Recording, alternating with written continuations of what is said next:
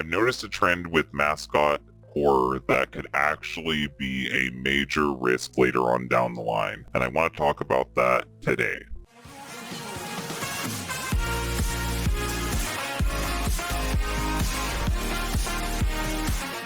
So when the original Five Nights at Freddy's came out in 2014, it revolutionized horror games as we know them. It was such a massive success that there would be tons of things trying to copy it, like Poppy's Playtime, Tattletale, Hello Neighbor. There are tons of games that were inspired by FNAF and wanted to be like FNAF. One of the things that Five Nights at Freddy's did was release a ton of games. Within the first 3 years of it existing, they practically released every single game in the franchise. So that was a big success. And the reason why Five Nights at Freddy's could do this is because it was a simple sit and survive game that knew its limitations and didn't try to go too far outside of its boundaries. That's why each of the games are really good and stand up on their own and are still being copied and added to today. There are tons of games that are trying to be like FNAF 1 and FNAF 2, even though those games are almost a decade old now.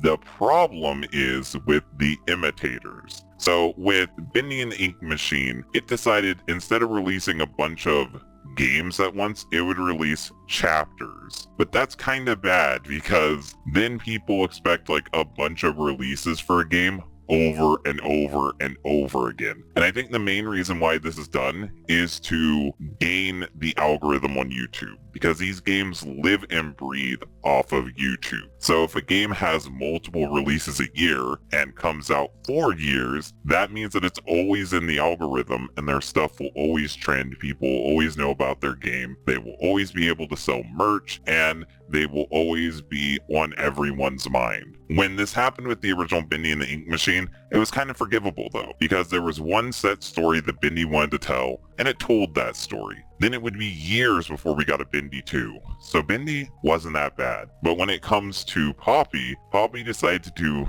the exact same thing. And with Poppy Chapter 1 and 2, it's alright. There's still like a very short window between the games coming out. But yet again, like with Bendy, I at least feel like there's a story that I'm following and it doesn't feel too rushed. It does feel like they can stand on their own. And at least with the newest chapter of Poppy, it feels like they're actually taking their time with it and that it won't just come out being pretty much the same thing again. But the game I want to talk about negatively, the game that's a bad example of this, is Garten of Banban. So Garten of Banban 1 came out at the beginning of this year. Then almost immediately after that, Garten of Banban 2 came out. And Garten of Banban 2 was just a little bit longer than Banban 1 and was only slightly more tolerable. It didn't feel like a full game though. It felt like a chapter 2 to Banban 1. And they expect you to buy this and treat it like its own release when it's not. Now Banban 3 is out and it's pretty much the same thing.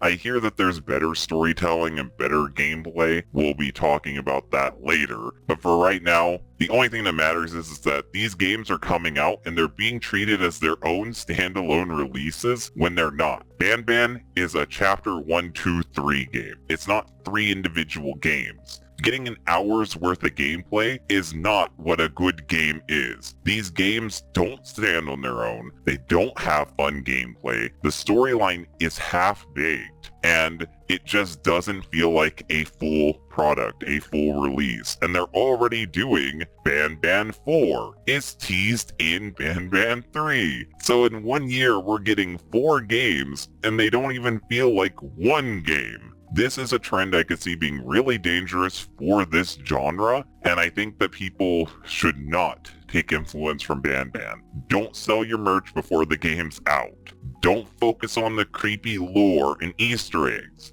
Don't do releases like this. Have one vision, one goal, one game. It's okay to release your game in parts. It's okay to release your game in chapters. Just don't release it like this. I feel like if people take influence from Banban and make more of these cash grabs, it could really oversaturate the genre and make people not want to make games like this. So hopefully this is a one-off and we won't see more like this. But I'm curious what you guys think. Do you think 4 Banban games in 1 year is too many? Or are you fine with the amount that they've released? And do you think that these games are worth playing? If you like this video, please hit that like button. If you know other people that like FNAF, share this video to them. It will help everyone out. It will help this channel grow. It will help get some new exposure to us. And if you guys want to see more stuff like this, you should hit that subscribe button, hit the bell, do everything that YouTubers tell you to do, because it actually does help out and it helps us make more content like this.